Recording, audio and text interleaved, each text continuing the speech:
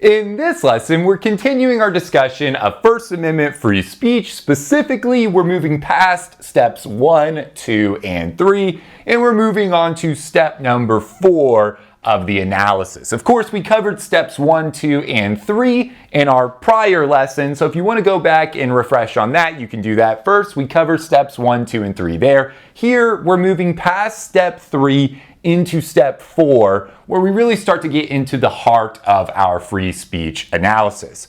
So at this stage, as we move from step 3 to step 4, kind of where we're at in the analysis is after we get from step 3 and we go into step 4, we're kind of at a place where we have in our fact pattern a regulation that we're confident is regulating speech activity within the scope of the First Amendment, basically by the government. That's what steps 1 and 2 are really dealing with. Again, we have a government regulation of speech activity within the scope of the First Amendment.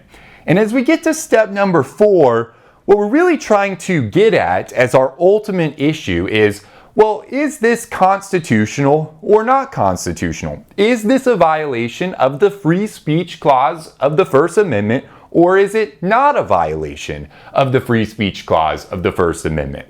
And so what we need to kind of accept as a starting point is if we've determined from step 1 and step 2 that we have the government coming along and they're regulating speech activity within the scope of the First Amendment, well, that means the government is going to have some justification, right? The First Amendment free speech clause is now triggered. And we know the First Amendment gives us all, as individual citizens of the United States, protection, right? The First Amendment gives us basically the protection to go out and express ourselves without unjustifiable government interference. So if the government's going to come along and regulate and interfere with First Amendment free speech activity, they have to have justification.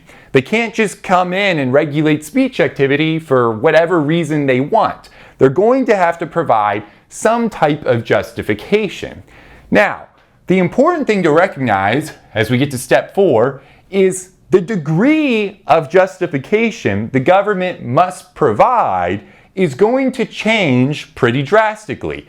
If we're on this side of the board, right, if we're on our, what we're going to call content-based side of the board, we're going to see that the government needs really high levels of justification in order for those speech regulations to be upheld as constitutional. Basically, if the government's passing content-based speech regulations, those regulations are going to be subject to high forms of scrutiny, what we call strict scrutiny, which means the government's going to have a really high degree of justification, a really, really compelling reason in order for these laws to be upheld as constitutional.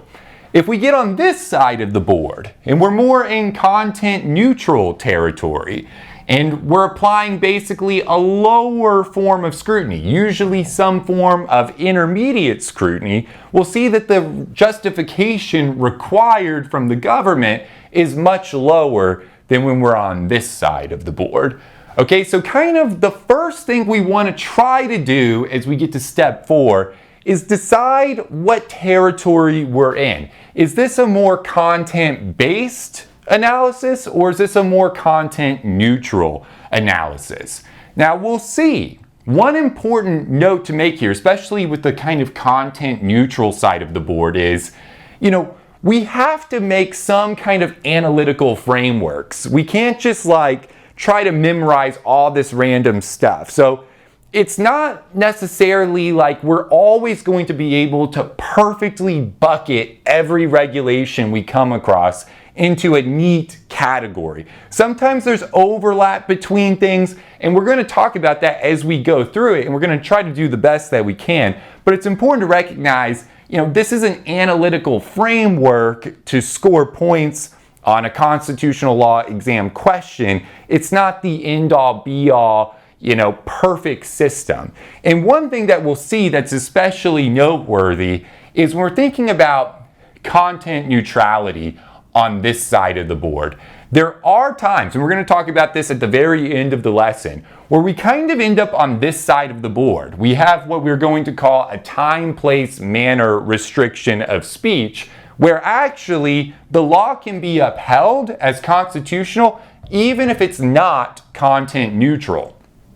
So we end up kind of on the content neutral territory side of the board, but we end up getting a regulation we'll see that's not content neutral that can still be upheld as constitutional. So there are even like exceptions within the framework that we're going to talk about. But the big picture idea holds true, right? We want to try, as we get to step 4, to add a big picture to get the frame of the analysis kind of in our heads. We want to try to establish, where are we? Are we more on what we're going to call the content neutral side of the spectrum, or are we more on the content based side of the spectrum? And this is really going to inform a lot of our analysis. Okay, so what we're really going to try to do is focus on ways to determine where we are in this framework. Okay, because once we establish where we are, once we know basically whether it's content neutral, content based, especially if it's content neutral, what subcategory does it fall under? We'll see we kind of have 3 subcategories of content neutral laws, and we kind of have like 2 subcategories of content based laws. So once we kind of identify the major category we're in, and then like the doctrinal subcategory we're in, that's going to be the hard part. And then from there, we just apply the level of scrutiny that we apply in that category. So we'll see like each category has a level of scrutiny that we apply, which is basically just going to be like a test. And then we apply that test to the regulation to come to our conclusion. And so we'll see though, the hard part is knowing like what test to apply. Is this content neutral? Is it content based? If it's content neutral, kind of what subcategory are we in? If it's content based, what subcategory are we in? This is what we're really going to try to talk about and flesh out as we work through this lesson. Okay, so let's start with the basics. Okay, how do we kind of just even begin to decide where we are on the board? Are we more on this side in the content neutral territory, or are we more on this side in the content based territory? And the reason I talk about it this way, like are we more on this side or are we more on this side, again, is because sometimes, you know, it can be a little bit gray. I think the perfect example though to start with is kind of the difference between United States v. O'Brien and Texas v. Johnson, because these are 2 cases that have a really similar speech regulation. But one of the cases we see the court analyzes as a content neutral speech regulation, and the other one we see the Supreme Court analyze the regulation as a content based regulation. Even though the kind of concepts, the actual face of these regulations, the text of these regulations is kind of similar, we get 2 opposite results. And we want to flesh out why that is, and I think that'll really start to kind of help us understand how this framework works. Okay, so let's break each of those down. Let's think about United States v. O'Brien and Texas v. Johnson. And we already kind of talked about these a little bit in our last lesson, but we can go into them in a little bit more detail here. So if you remember, United States v. O'Brien is the draft card burning case. Basically, you have people who are going out and burning their draft cards in protest of the Vietnam War. So the government comes along, says we don't like this, and they ban the basically people's ability to, they prohibit people from going and burning draft cards. This is the regulation. So the regulation we get to really simplify this down in United States v. O'Brien is the government prohibits people from burning draft cards. Okay, so just keep that in mind for a second. We're going to flesh that out in more detail. But let's compare that to a regulation in Texas v. Johnson. Texas v. Johnson is the flag burning case. Okay, so in that case, you have the government coming along. People are burning the United States flag. Government doesn't like this. So they come along and they pass a regulation that says, basically prohibits flag burning. So in Texas v. Johnson, we get prohibition of flag burning. In United States v. O'Brien, we get prohibition of burning draft cards.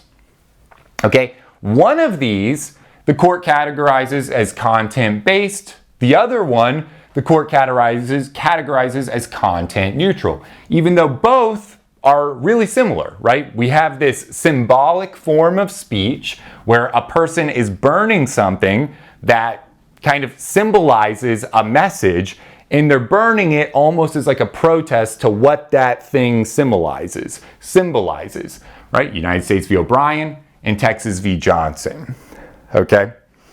So what's the key? How do we determine which one is which?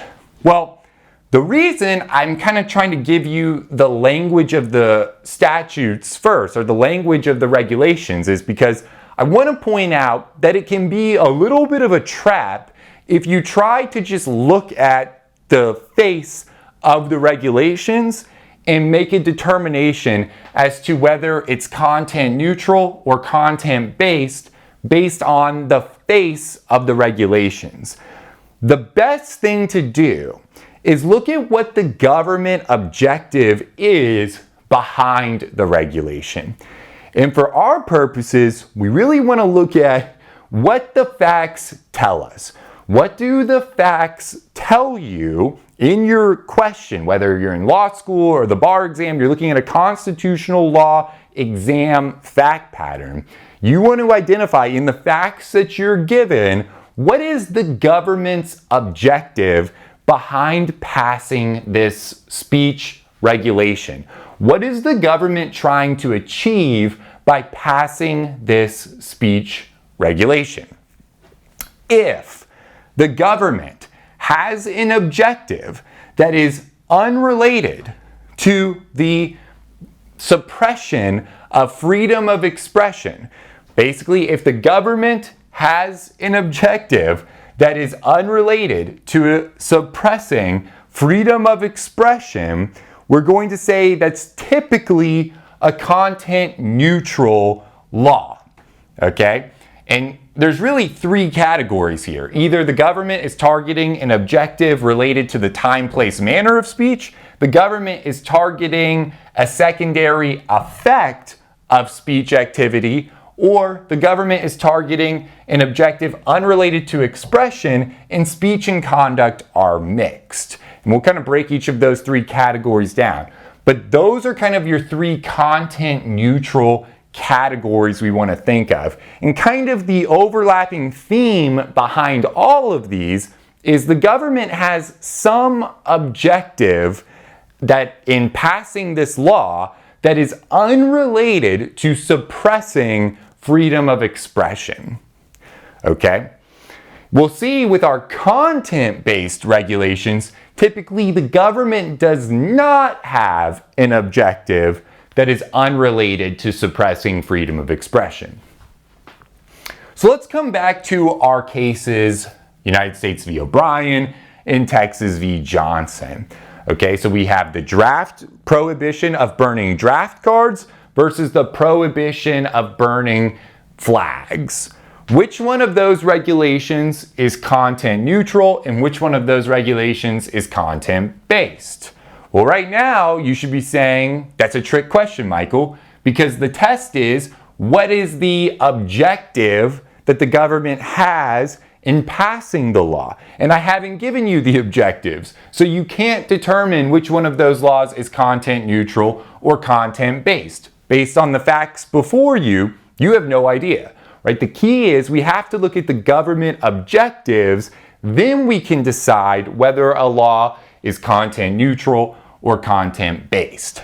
So as it turns out, in United States v. O'Brien, the government says, this is the remember the burning of draft cards case, the government says, hey, look, we have a government interest in building a strong military. Right now, we're in war. We're in war in Vietnam. We need a strong military. We need to deploy troops to Vietnam. We need to build and support a strong military.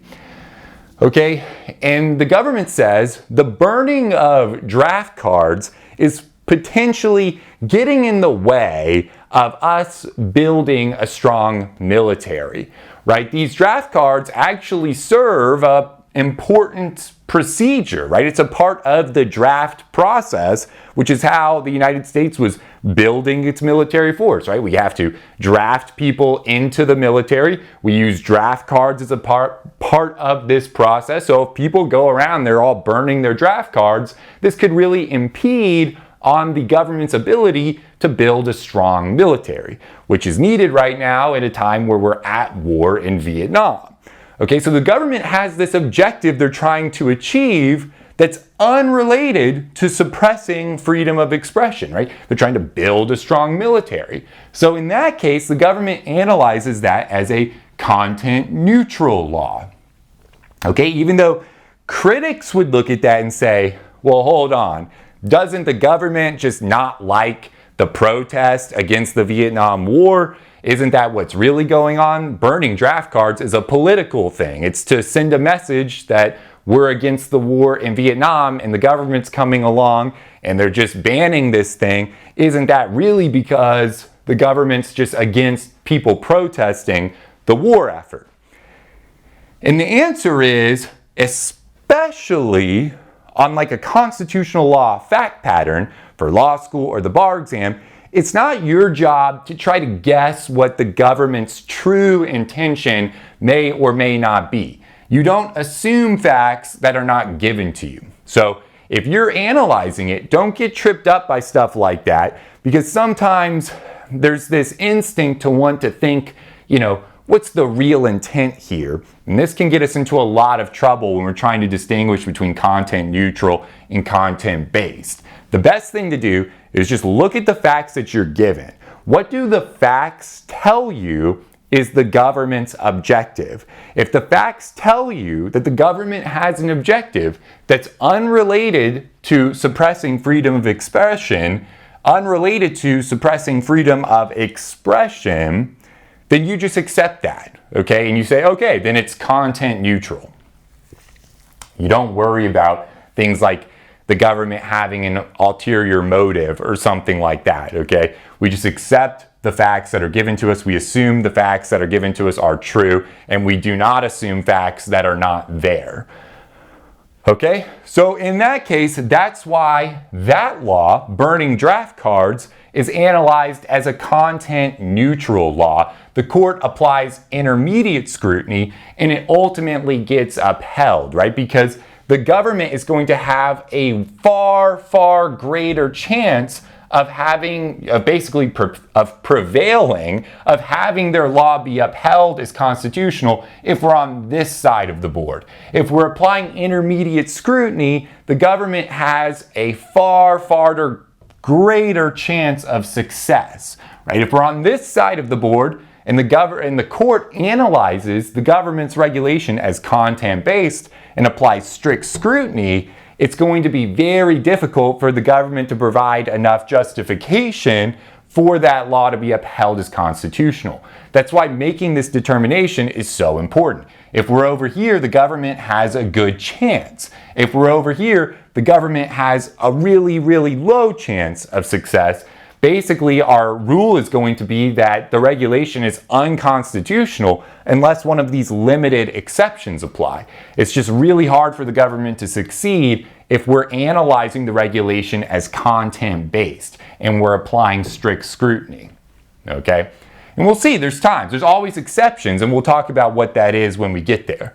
Right now, we're just trying to understand categorizing the law correctly as a starting point. And then as we go through, we'll talk about the nuances where it can kind of change, where we start with one thing and we're starting with the idea, okay, we're going to analyze this as strict scrutiny, but then it might change based on kind of the facts that we get from there. So this is just like step 1 of step 4, right? This is like step 4.1, and then we're gonna have like step 4.2, 4.3, 4.4, as we kind of go down each of these analyses.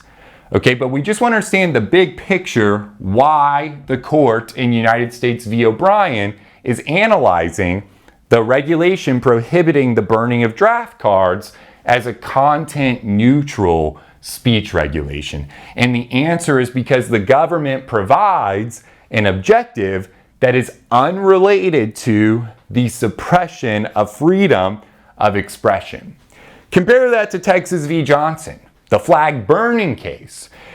In the flag burning case, the Supreme Court analyzes that regulation, a regulation that prohibits burning the flag, as a content-based speech regulation. It applies strict scrutiny, and we know if the Supreme Court is applying strict scrutiny to a content-based regulation, very hard for the government to prevail, and in that case, the government does not prevail. They do not have enough justification for that to be upheld under the First Amendment. Basically, a prohibition of flag burning. But the question we want to focus on is, why does the Supreme Court analyze that regulation as a content-based speech regulation? And the answer is because the government does not provide an objective that is unrelated to the suppression of freedom of expression. If we look at the actual language of that flag burning statute, that flag burning speech regulation, we see that the government actually distinguishes between basically respectful flag burning and disrespectful flag burning.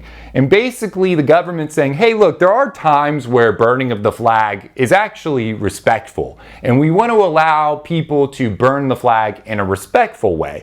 But we can't have people burning the flag in a way that is disrespectful to the United States. Well, if we look at that and we look at what the government objective then means, so that basically means the government objective behind the law is to suppress an idea that they disagree with.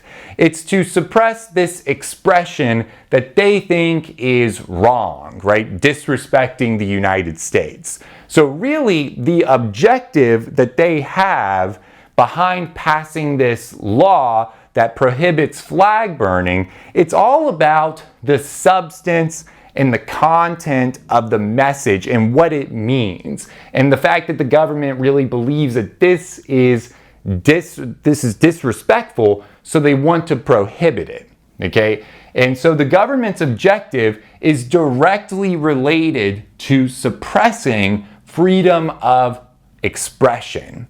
In other words, it's regulation of speech because of the substance or message it communicates, right? They're prohibiting the speech because they want to, so like the objective they have is literally the suppression of free expression.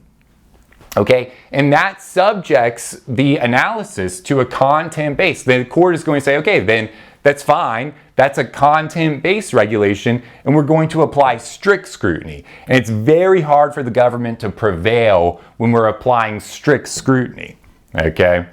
When we get on this side of the board, we'll see it really comes down to whether an exception applies. And there is no exception for flag burning. Thank you so much for watching this video preview of our Legal Education Accelerator Program, or LEAP for short. If you would like to see the conclusion of this video and gain full access to our entire 1L and 2L video library, integrated outlines, streamable audio versions, additional practice exams with explanations, and much more, we invite you to head over to our website and join the thousands of law students who have already enrolled. To get started with your no-risk free trial today, simply click the link in the description box below or visit www.studicata.com/leap.